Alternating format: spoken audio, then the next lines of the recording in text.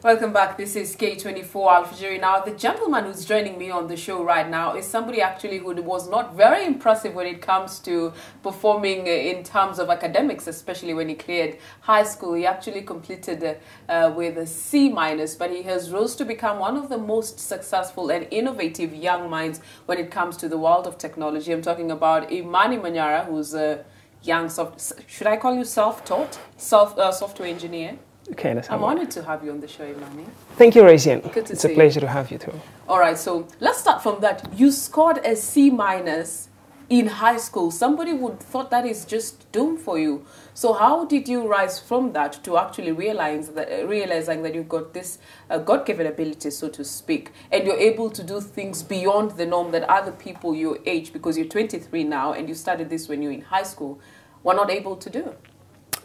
One thing I can say is I really had a supportive family and a father who never gave up on me.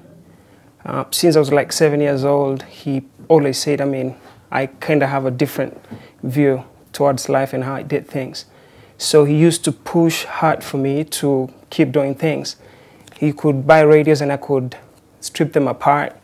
Mom could really get angry. He's like, why do you have to do that? Your papa spent a lot of money on that.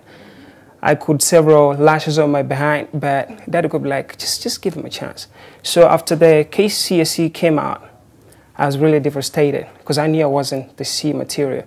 But again, I looked back and blamed myself because I remember when I got to Form 2, it's when I just decided, like, you know what, school is not going to help me. I just need to focus on the things that can really make me a better person. So I started spending more time in physics labs and computer labs, just thinking my own things and doing things. Mm-hmm. When we have a math class in class, I'm busy drawing PCB boards. What is that? Printed circuit boards in electronics and all that. What do they do? But then I was just trying to understand the electronics behind gadgets, electronics behind machines. Because initially I used to think, from the old things, I used to think, oh, for radio, there's somebody inside there. But when you open it apart, you just see a bunch of wires and capacitors, transistors, and all that. So I decided, this is time. I need to understand fully what exactly this is all about. Mm-hmm. Yeah. So I'm made to understand that in Form 2 you came up with the first software where you could do analysis. I don't know if it was called quantitative analysis, but you could do everything from a machine without actually using real agents. Yeah, great. Yeah, I came up with a chemistry software that you could be able to simulate a physical lab, but not virtually. Mix gunpowder and nitric acid. Those are things you can't do naturally. No lab technician or lab teacher or lab would allow you to do that. Mm-hmm. Even getting gunpowder itself, it's a crime. Mm-hmm. So what I had to do is I needed to beat the goals, and I just need to understand how things work. Mm-hmm. So I spent years learning the chemistry of things, chemistry of chemicals. Mm-hmm. Now, I had this IT mind. I understood how you could come up with things in a computer. So I sat down, wrote a few thousand lines of code, and came up with something. Mm-hmm. All right. I think 2 years ago, you came up with something that is similar to what people are very familiar with, that is Facebook, and you called it your voters bank. And it was of course geared towards helping the electorate understand more more in terms of the kind of leaders that they're going to vote in, and it could actually give them a chance to do a one-on-one conversation, and everything, of course, was based online. How did you go with it? What sort of support did you get? And do you also create products that are suited for the Kenyan market? Yeah, a special thanks to George Nyekundi. We came up together with the idea and just worked on Voters Bank, which was aimed at helping people not to revisit 2007 post-elections, and also kind of bring leaders into accountability. So the best thing I thought was we better have people, our leaders, brought to accountability and let the people, the votees, know them more before. I need to know you before I vote for you. So how did you go far with that? How far did you go with that project? It launched. It's online. We are still booming. More than 40,000 registered users. So we're still going. Yeah. So something else somebody would ask, out of all these innovations that you come up with, is there a monetary gain? Do you make profits, or do you just do because you want to exercise what you're gifted at? Or does it actually pay your bills? To some extent, it doesn't really pay my bills because I have a bunch of things that I need to do. So you get a few coins, channel it somewhere. And yeah. So currently, what are you working on? I know we've got some clips, and I think we should be able to start watching them now as you explain to us some of the new innovations and what you're doing about it, how you sit down and come up with such kind of things.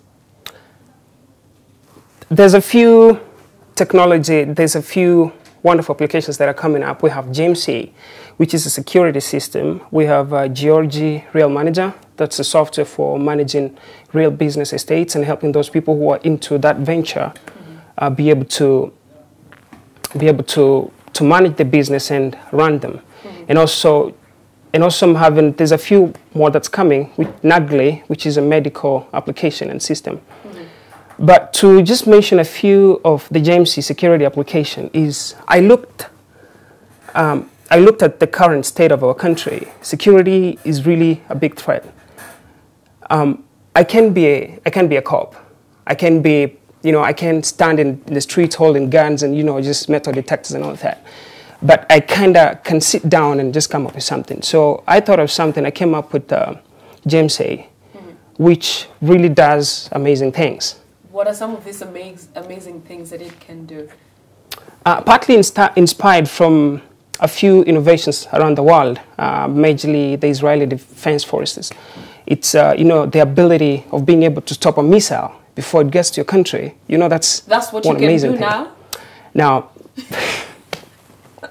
Now, the best part is now we need to create human-friendly robots and systems. Things that can tell you, we have 10 survivors in a building that has collapsed. And this is the proximity where they are from and where the drone is or the robotic is and where now the medical practitioner is. And can I tell you how many people are there?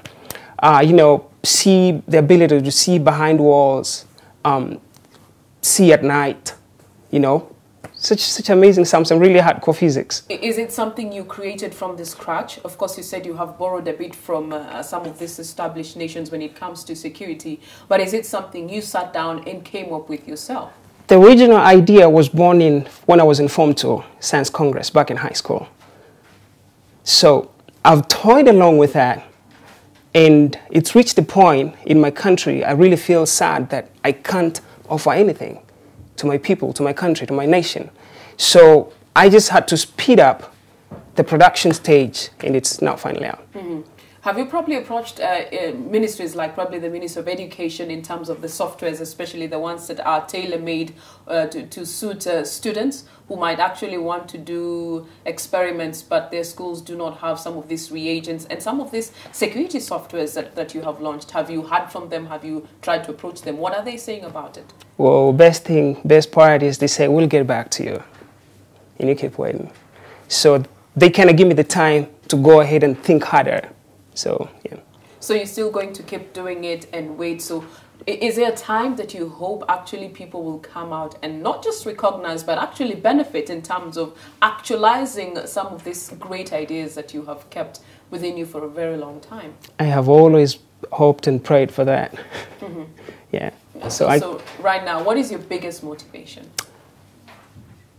I got a bunch of things, but the fact that I'm not able to afford something is my biggest motivation, because I'll go work harder and see if I can get it. Yeah. I know time is up, I'm told time is up, but before we let you go, when you develop some of these innovations, does it cost money? Sometimes, yeah. I need to buy things. I need to buy a computer. I need to buy some lab kit. I need to buy some things. Yeah, so.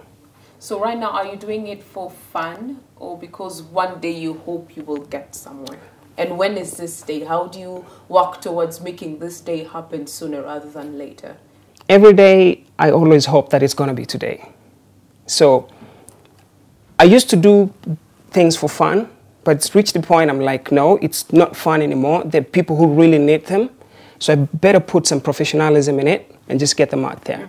So I've been forced to release things as open source, as freebies, because people sometimes, you know, you tell somebody, just give me $100 for a license, and they'll be, I'm sorry, I can't afford that. So you just decide, I mean, anyway, this was meant for you, just go use it.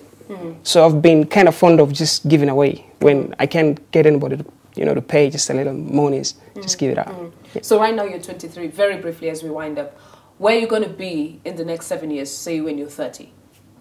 I hope to be where I'm not right now. Wow, that's a beautiful one. I've never had that before. And where is that? Internationally acclaimed geek sort of thing. Where is that? Where is that you're not now that you want to be? I mean, one thing is every day I'm working towards beating the international standards. So that's where I'm working towards too.